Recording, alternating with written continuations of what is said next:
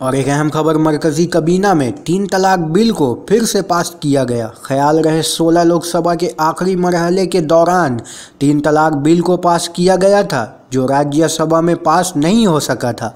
और अब 2019 के जनरल इलेक्शन में बीजेपी को कामयाबी मिलने के साथ ही एक बार फिर से 3 तलाक का मसला सामने आया है, जबकि मौजूदा राज्यसभा में अब भी एनडीए को अक्सरियत हासिल नहीं है। अब देखना यह है कि मोदी हुकूमत इस मर्तबा किस तरह से इसे राज्यसभा में पास करवाती है। वाज़ह है कि मोदी हुकूमत मुस्लिम पर्सनल लॉ में मुदाखलत करते हुए एक नशिस्त में 3 तलाक यानी तलाक मुग़ल्लज़ात को गैर कानूनी करार देते हुए ऐसा करने वाले के लिए सज़ा फैसला लिया है।